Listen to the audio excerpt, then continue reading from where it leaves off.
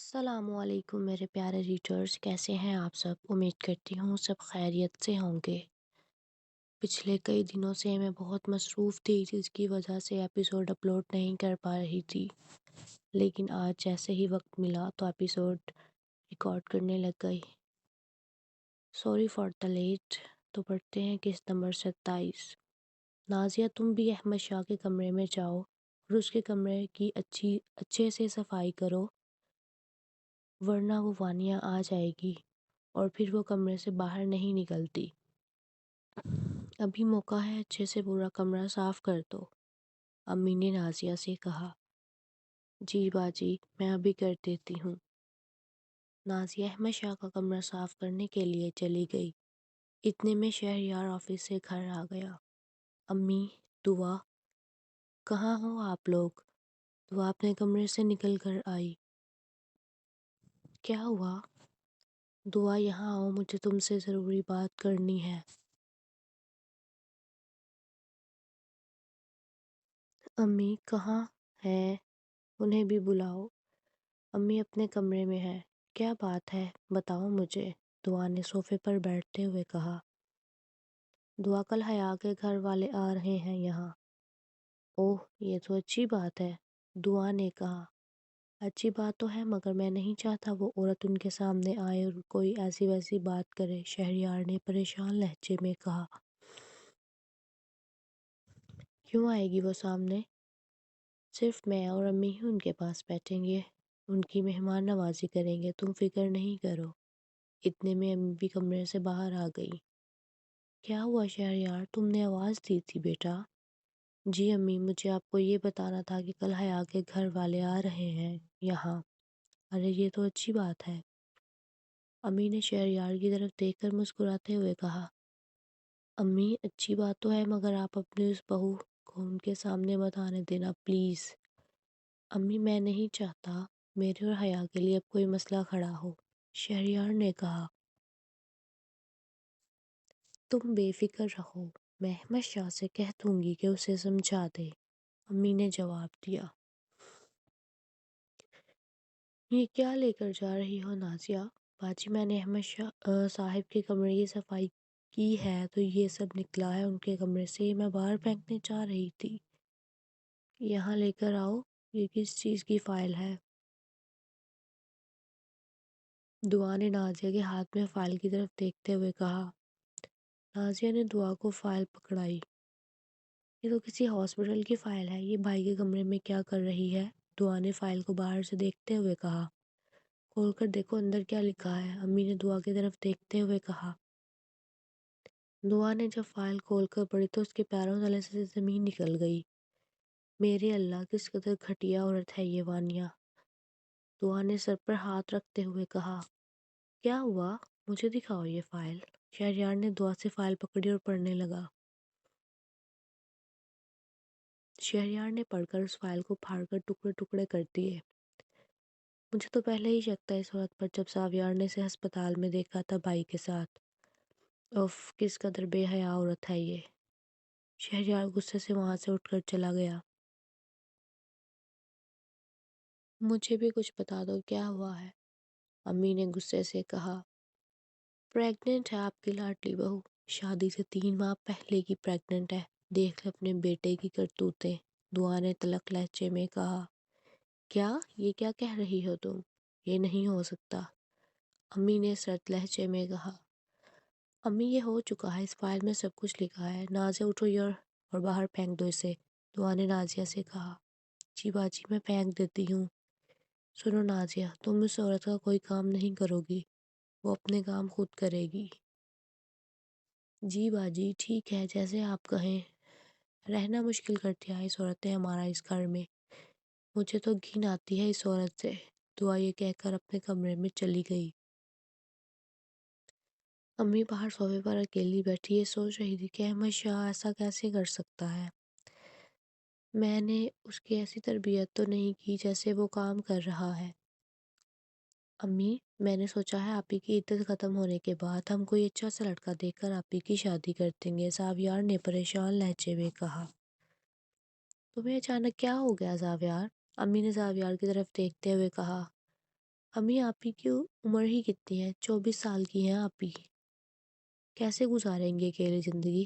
زاویار نے کہا۔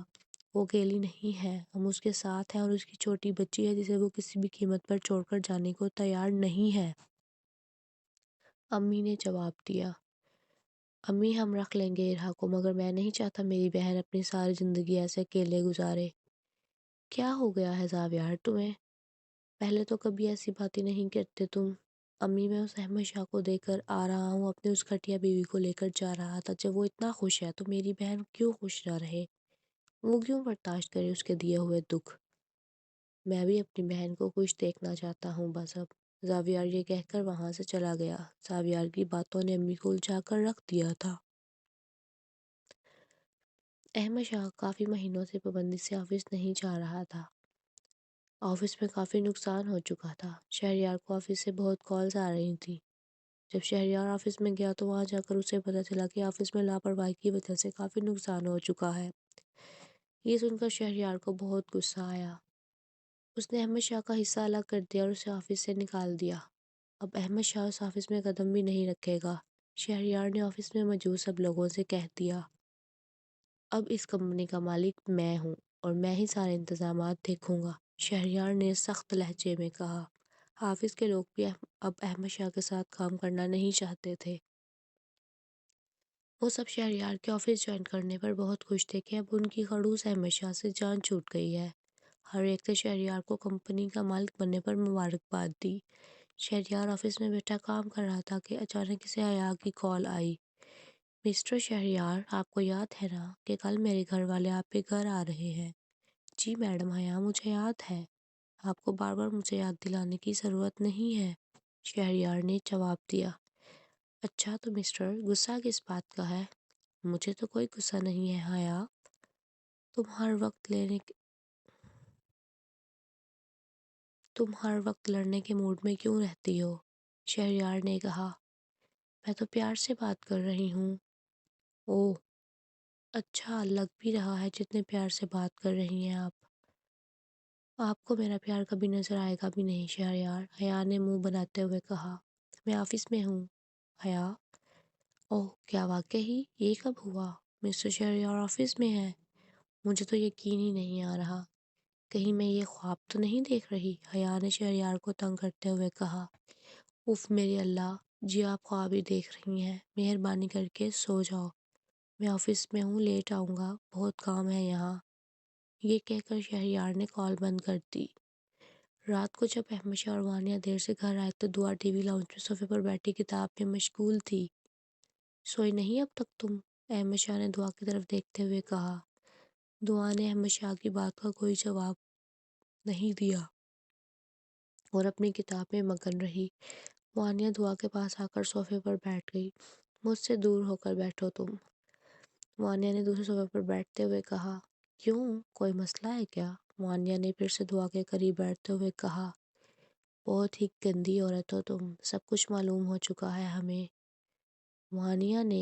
دعا نے وانیہ کی طرف حقارت بھری نظروں سے دیکھتے ہوئے کہا۔ کیا بکواس کر رہی ہو تم دعا؟ احمد شاہ نے غصے سے کہا۔ میں بکواس کر رہی ہوں؟ ہاں، شرم نہیں آتی آپ کو؟ یہ عورت شادی سے پہلے ہی پریگننٹ ہے نا بھائی؟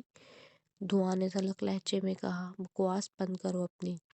احمد شاہ دعا کی جانب بڑھا، اس پر ہاتھ اٹھانے کے لیے بڑھا کہ پیچھے سے شہریار نے آ کر اس کا ہاتھ پکڑ لیا اور اسے پیچھے کی طرف دھکا دیا۔ یہ گھٹیا حرکت تم پہلے بھی ایک بار کر چکے ہو، تب میں نے برداشت کیا، مگر بار بار میں اپنی بہن پر تمہیں ہاتھ اٹھانے نہیں دوں گا، سمجھے تم؟ شہریار نے تلخ لہجے میں کہا۔ تم بیچ میں مت آؤ شہریار، اس نے وانیہ کے ساتھ بدتمیزی کی ہے، مجھے خود بات کرنے دو دعا سے، احمد شاہ نے سرد لہجے میں کہا۔ کیا بدتمیزی کی ہے دعا نے؟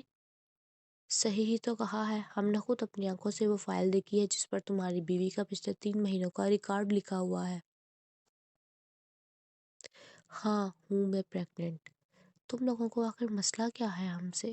میں احمد شاہ کے بچے کی ماں بننے والی ہوں، تم لوگوں کو چاہیے میری دیکھ بھال کرو اور تم لوگ مجھ سے نفرت کر رہے ہو، وانیہ نے غصے سے کہا۔ تھو، میں تو تم پر تھوکوں بھی نہ، جس قدر تم گھٹیا عورت ہو اور جو کارنامہ تم نے سر انجام دیا ہے۔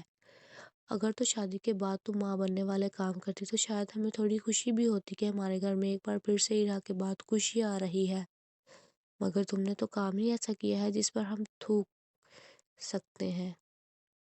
شہریار شہریار شہریار، بس کرو، میرے صبر کا مزید امتحان مت لو۔ احمد شاہ نے شہریار کی طرف بڑھتے ہوئے کہا، ہٹو یہاں سے، مجھ پر ہاتھ اٹھانے کی غلطی بھی مت کرنا، اور تمہیں میں آفس سے بھی نکال چکا ہوں، اور اب اس کمپنی کا مالک شہریار ہے، صرف اور صرف شہریار ہے۔ یہ کیا کہہ رہے ہو تم؟ پاگل تو نہیں ہو گئے تم شہریار؟ جو میں نے کرنا تھا وہ میں کر چکا ہوں، اب تم میرے آفس میں قدم مت رکھنا۔ یہ کہہ کر شہریار اپنے کمرے میں چلا گیا۔ دعا بھی اپنے کمرے میں چلی گئی۔ بیگ پکڑو میرا اور کمرے میں لے کر آؤ، وانیہ نے احمد شاہ کو تلخ لہجے میں کہا۔ کمرے میں جا کر وانیہ نے چوڑیاں اتار کر ڈریسنگ کی طرف پھینک کر ماری، ساری چوڑیاں چور چور ہو گئیں۔ یہ سب کیا ہے وانیہ؟ احمد شاہ نے کمرے میں داخل ہوتے ہوئے کہا، میں نے تم سے شادی اس لیے نہیں کی تھی کہ تمہارے گھر والے ہر وقت مجھے ذلیل کریں۔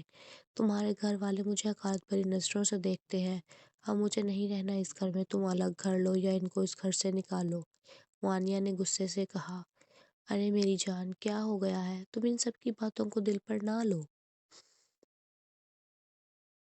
احمد شاہ نے وانیہ کا ہاتھ پکڑ کر اسے اپنے پاس بٹھاتے ہوئے کہا،